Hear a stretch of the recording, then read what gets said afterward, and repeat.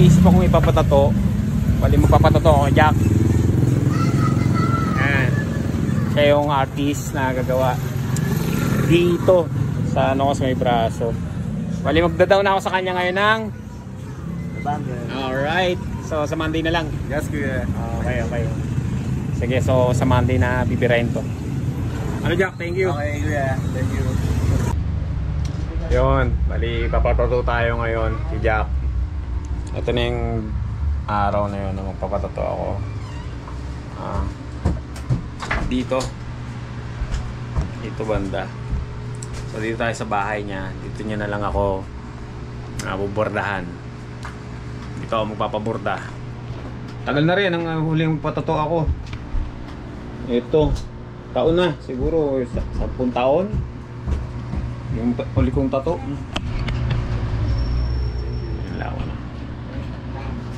Umpisa na ang proseso.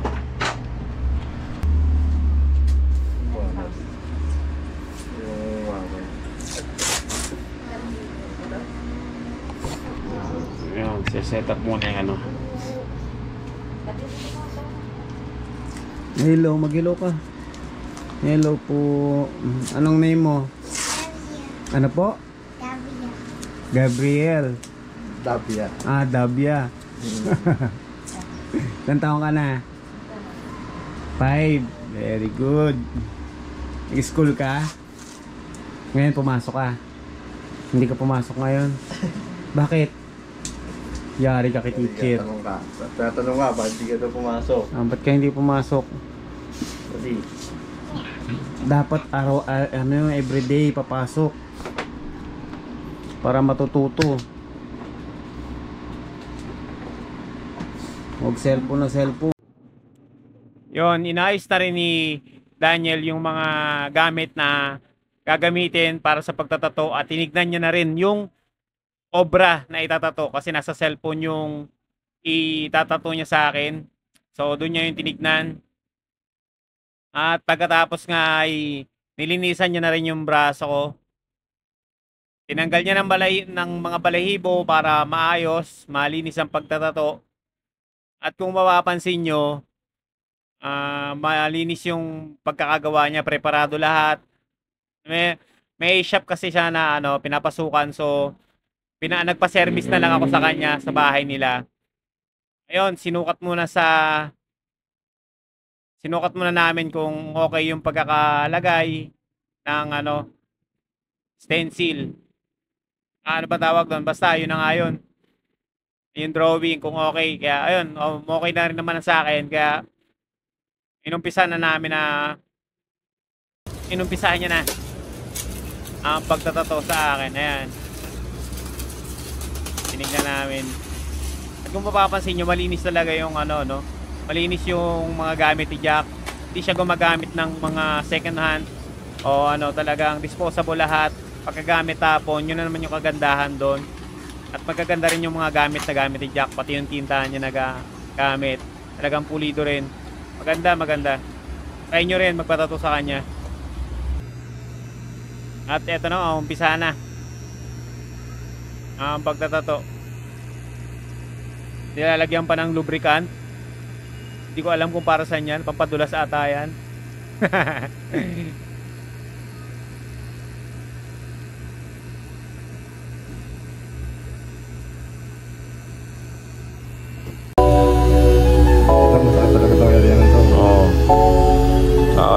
Walang halong chemical to eh.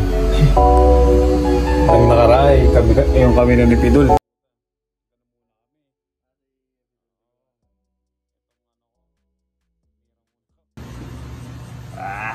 solid yung sakit na ito.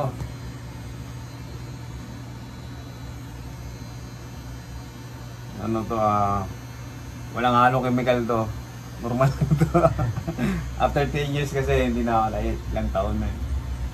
Hindi na ako nagpatato ulit. Ngayon na lang ulit.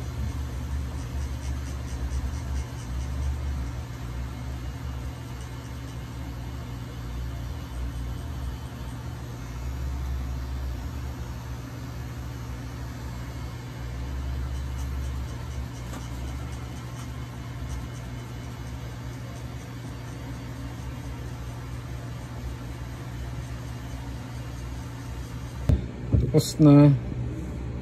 Ilang oras tinira? Ilang oras tayo nagsimula? Alas 3 tayo simula. Oo, alas 3, mga ganun. 9, 12. So, 6, no? 6 hours. Oo, 6 hours.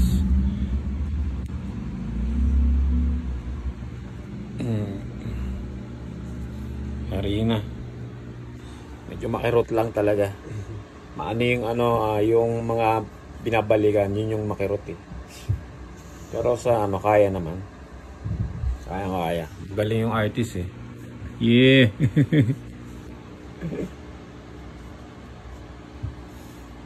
Diba may page ka? May ka, diba? Meron akong page pero hindi siya ganun active. Oo. Ang akin yung personal account. Sige. Ko na lang pag yung Ilagay na lang yung link. ko dun yung mo, Facebook mo. Para kung sakaling gusto niya isang i-PM o i-chat, mag-inquire. Inquire na lang kayo sa kanya.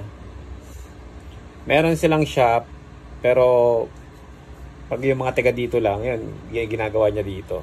Mga kapitbahay lang. Pero basta, depende na sa usapan nyo yun. Hali. Alright. Karina. Jack di Tattoo. Yan, ano nyo lang yan. Init. Mainit yung mainit yung tattoo. Nadumi yung kuko ko. Hindi ko papakita yung kuko. Hindi ako nakapag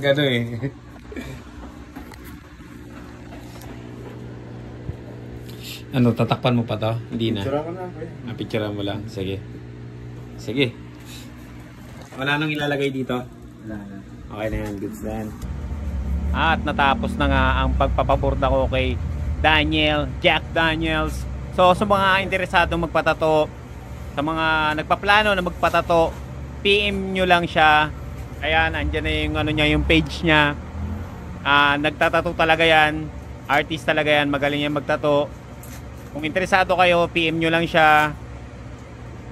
O kaya pwede siyang puntahan dito sa bahay nila para sa mga inquiries nyo. Diyan lang yan sa may ano bang lugar ng basta diyan lang, malapit lang to dito sa CA. So PM nyo na lang para mas madali, kasi may shop din siya na pinapasukan, pero minsan kasi walang gawa doon, kaya gumagawa siya dyan sa bahay nila. So nagkakwentuhan kami,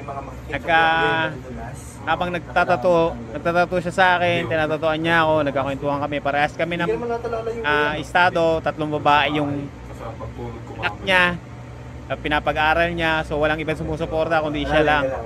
Siya ang breadwinner ng kanilang pamilya. So kung gusto niyo magpatato sa kanya, PM nyo lang siya. Malaking tulong para sa kanyang pamilya kung magpapatato kayo sa kanya.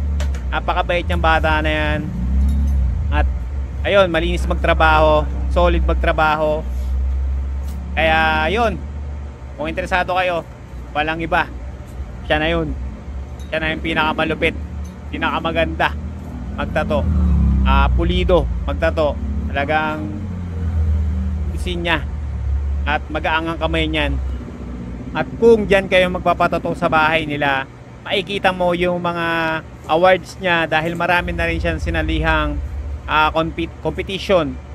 Kaya makikita mo doon na talagang magaling siya na artist dahil nakakakuha siya ng award. Andyan sa video, pinidyohan ko pa nga yung mga yung mga awards niya. So may i-recommend ako talaga siya. Magaling siya magtato. Talagang malupit, pulido, lakado. Wala na bang ibang hahanapin pa. At kung experience naman ang pag-uusapan, marami na rin talaga siyang tinatuan. Sobrang dami niya rin tinatuan, mga kakilala ko. So okay rin, nakita ko yung mga tattoo niya, pulido rin talaga. Kaya ayun, kung ano pang iniintay nyo, kung may mga plano kayo, PM nyo lang. Yan, mabait at pamilyadong tao na rin yan. Nalaman ko rin yung kwento niya, so bilang ama, na-appreciate ko rin yung pagtataguyod niya sa pamilya niya, sa mga anak niya. Kaya yun, malaking tulong sa kanya at sa kanyang pamilya kung sa kanya kayo magpapatato, dahil syempre nagtatrabaho naman siya para sa pamilya niya rin at nagsisikap din siya para sa pamilya niya. Bilang nag-uumpisang mamamilya, ginagawa niya rin naman lahat para maitaguyod din yung pamilya niya. Kaya PM nyo lang siya, malaking tulong para sa kanya yon. Alright.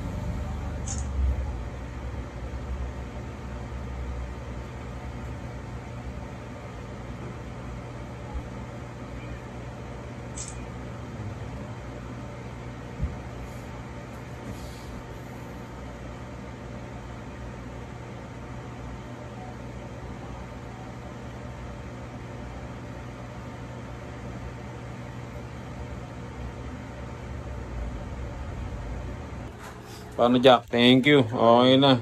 Binira niya yan, oh. Yeah. Ayan, yan. Yeah. Siya may kagagawa niyan. Ayan, yung mga ano niya dito. First place siya dito. Ayan.